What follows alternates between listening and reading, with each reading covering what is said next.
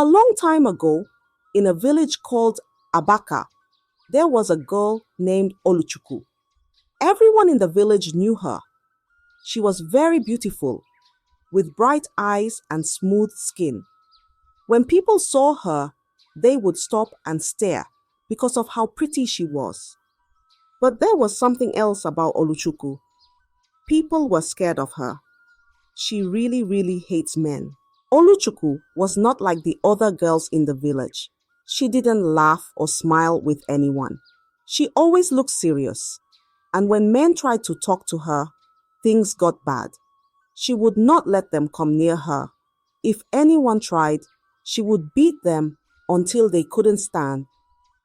The men in the village knew not to mess with Oluchuku. Some of them had black eyes from her punches. Others had bruises all over their bodies. No one wanted to feel Oluchuku's anger. Even though Oluchuku was beautiful, the men feared her more than they admired her. Stay away from her, they would warn each other. She is not like the other girls. People whispered her name like it was a warning. And so, Oluchuku lived in the village, beautiful, but feared by all. One day, Oluchuku went to the market to buy food. The market was busy, full of people talking and selling things. Oluchuku moved through the crowd, not smiling at anyone as usual. She picked some vegetables and was about to leave when a young man, not looking where he was going, bumped into her. Without even thinking, Oluchuku's hand flew through the air. Slap! She hit the man hard across the face. The sound of the slap was so loud, it stopped everyone around. The whole market went quiet.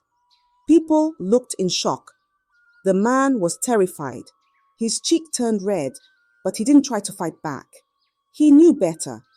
His eyes widened with fear as he quickly bowed his head and said, I'm sorry. He didn't wait for Oluchuku to say anything. He turned around and ran as fast as he could, disappearing into the crowd. The women in the market shook their heads. Some whispered to each other, She did it again. But no one dared to say anything to Oluchuku. They knew better. Everyone knew not to cross her. So the market went back to normal. But the fear of Oluchuku grew even stronger in their hearts. In the village of Abaka, many men wanted to marry Oluchuku. Even though they were scared of her, they couldn't help but admire her beauty. Some men thought, maybe if I'm nice to her, she will like me. Others thought they could change her and make her gentle again. But they were all wrong. One by one, the men came to Oluchuku. They brought gifts, spoke sweet words, and tried to win her heart. But Oluchuku was not impressed. She saw right through their tricks. Whenever a man tried to get too close, she would beat him badly. They would leave her house with bruises on their faces, and some even begged for her mercy.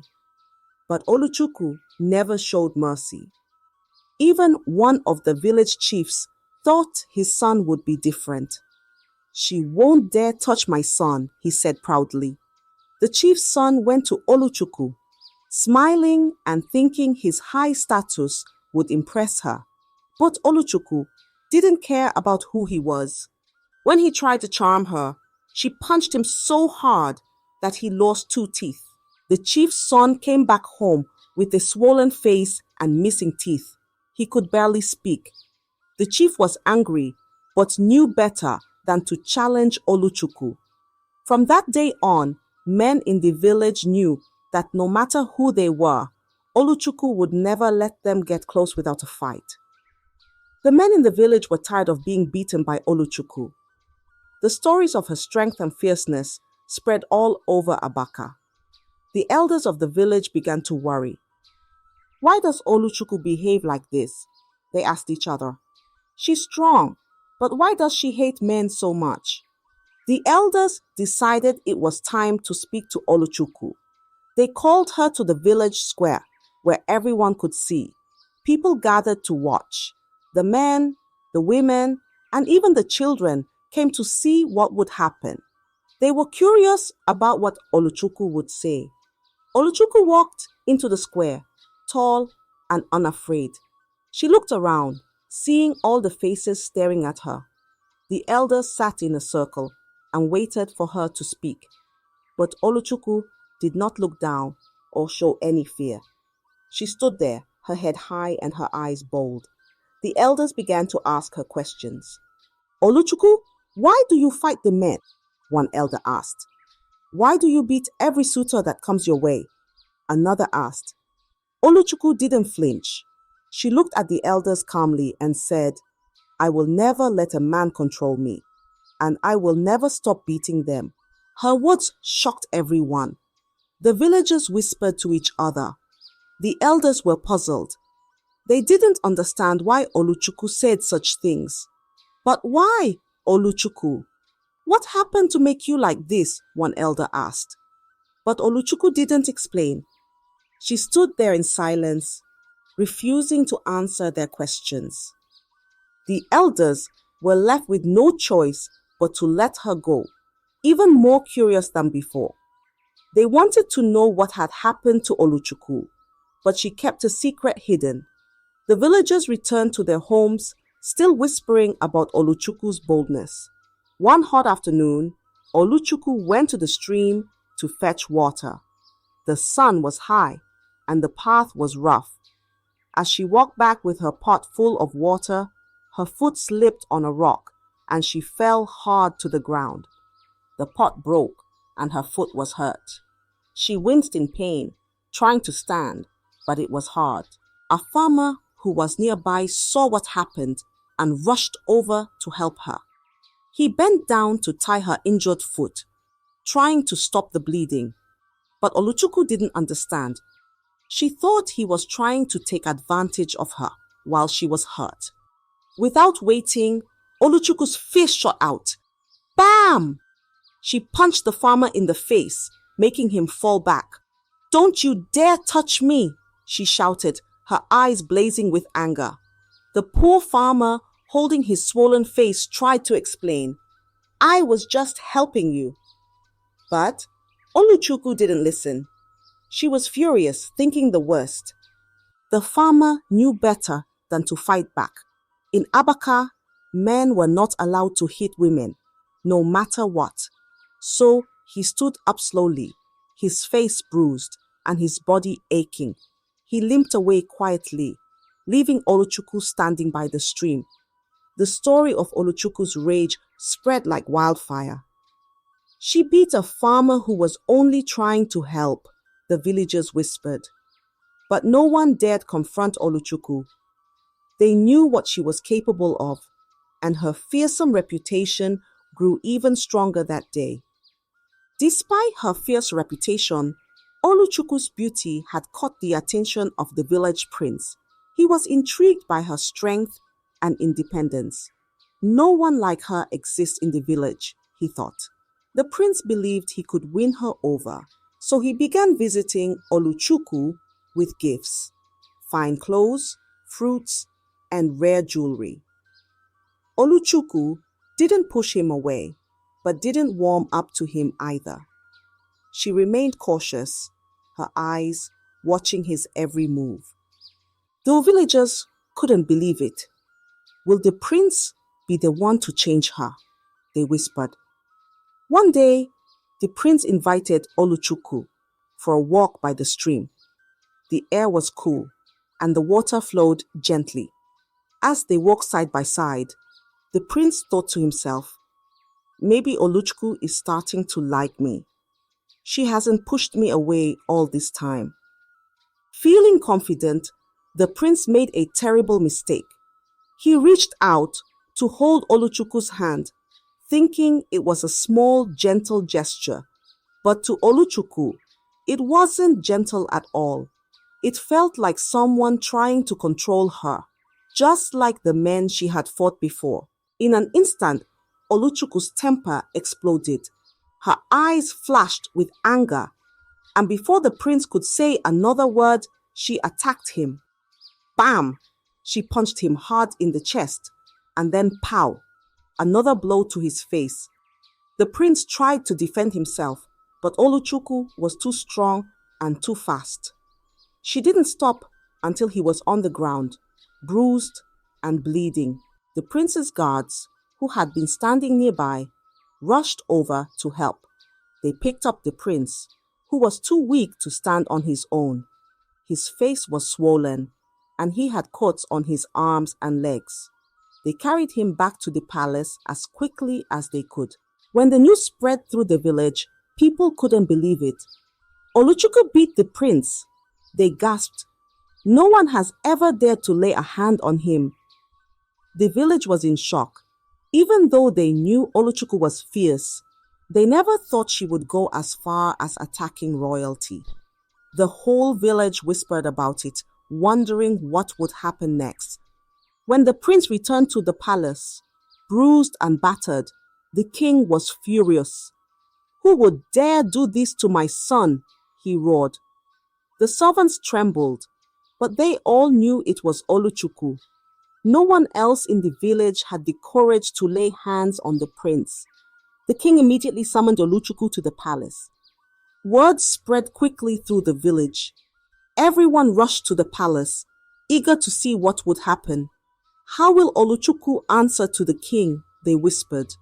The palace courtyard was filled with villagers, all waiting for the fierce girl to arrive. When Oluchuku finally appeared, she walked into the palace courtyard with her head held high. The people watched her, wondering if she would be scared. But Oluchuku wasn't afraid. She stood tall before the king, her eyes bold and unflinching, just as she had done with the village elders. The king, sitting on his throne, looked at Oluchuku with fiery eyes. "Why did you attack my son?" he demanded. His voice echoed through the courtyard, making the villagers shiver. But Oluchuku didn't flinch. She stood in silence, her face hard and her eyes filled with both anger and pain. "Speak, girl," the king shouted again. But still, Oluchuku said nothing. She kept her mouth closed, her heart pounding in her chest. The villagers leaned in, waiting to hear what she would say. But Oluchuku kept her reasons hidden, refusing to explain herself to the king. The king's fury grew. "How dare you remain silent before me?" he shouted. But Oluchuku remained as still as a stone, her secret locked tightly inside her. The villagers began to murmur among themselves, wondering why Oluchuku had done it. But no one knew. For now, Oluchuku's reason stayed buried deep within her heart. The king, growing more furious by the minute, pressed Oluchuku again. "Why did you hurt my son? Speak now or face the consequences." Oluchuku's heart felt heavy and she could no longer hold back. Her strong, fierce face softened, and for the first time, the villagers saw something different in her eyes. Pain. Tears welled up, and her voice trembled as she began to speak. "My father, the man who was supposed to protect us. He wasn't kind," she said, her voice low but full of hurt. The villagers leaned in closer, straining to hear. Oluchuku's eyes filled with tears as she told the story she had kept buried for so long. "He beat my mother every day. He treated her like a slave, shouting at her, pushing her around, and whenever she tried to speak up, he would threaten her. He would raise his hand and she would grow quiet, too scared to say anything." The crowd was silent, hanging on every word. Oluchuku's voice cracked as she continued. "One day, my mother was pregnant. There was a small argument, something so small, but my father, he lost his temper. He beat her so badly that she fell to the ground. She lost the baby that day." Oluchuku paused, her tears now flowing freely, and soon after, she lost her life too. Back in the prison, the villagers gasped, shocked by the terrible truth. Oluchuku stood there, her body shaking with grief as she spoke of her mother's death. "I was just a child," and I watched her die. I could do nothing to help her. She wiped her tears, but continued. After my father died not long after, I thought I would be safe. But when I went to live with my uncles, it was no better. After her father died, Oluchuku thought the worst was behind her. She hoped her new life with her uncles would be different, that maybe she could find some peace. But what she found was even worse than before.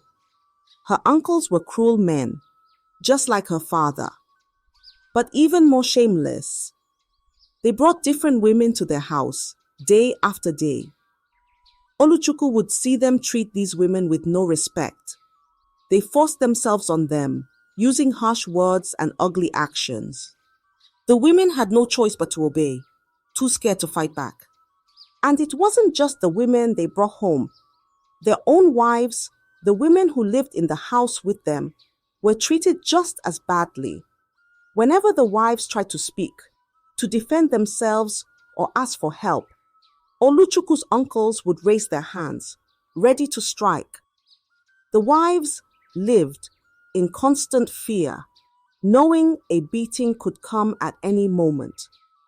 They were threatened, pushed around, and sometimes hurt so badly that they couldn't stand for days. Oluchuku watched all of this day after day. She saw how the men in her life only knew how to control and dominate the women around them. They didn't listen, they didn't care, and they only used their strength to make the women feel small and weak. It was in those moments that Oluchuku made a vow. She promised herself that no man would ever treat her like that. No man would ever have power over her. She couldn't save her mother, and she couldn't help the wives in her uncle's home, but she could save herself. From that day on, Oluchuku's heart hardened like stone. She wouldn't allow any man to get close enough to hurt her.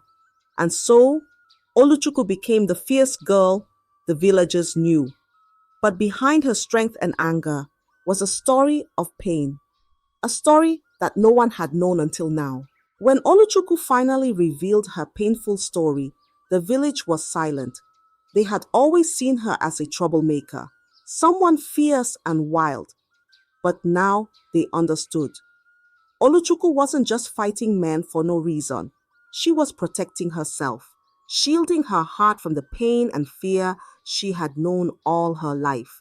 The men in the village, especially those who had felt Oluchuku's face, lowered their heads in shame. They realized that Oluchuku's strength had come from a place of deep hurt. Some of the men had their own memories of mistreating women, and now they saw how their actions could cause so much pain. The women of the village, who had silently carried their own struggles, looked at Oluchuku with new respect. She wasn't just fierce, she was a fighter. She had stood up, not only for herself, but for all the women who had suffered quietly. The women began to see her as a symbol of strength, someone who had refused to be controlled or beaten down. Even the prince, who had once thought he could tame Oluchuku, understood the mistake he had made. He realized the pain he had caused her, and with a heavy heart, he apologized sincerely. He promised never to hurt her again, and to respect the strength she carried. The king, hearing Oluchuku's story, made a declaration. "No man in Abaka shall ever treat a woman badly again," he said, his voice firm. The uncles, who had mistreated so many women, were punished for their cruelty. The village had learned from Oluchuku's story, and a new respect for women spread through the land. Oluchuku, still strong and fierce, began to open her heart just a little. She agreed to marry the prince, not because she had been tamed, but because he had shown that he could respect her and value her for who she was. It wasn't about control. It was about strength meeting strength, respect meeting respect. The village celebrated the union of Oluchuku and the prince. It wasn't just a marriage of two people, but a story of healing and courage. Oluchuku's journey from pain and fear to strength and respect became a story told for generations. It was the story of a girl who refused to be broken and a village that learned the true meaning of strength and respect. I hope you enjoyed the story. If so, please like the video, comment what you learned from the tale, and don't forget to subscribe to the channel for more enchanting tales just like this one. Thank you.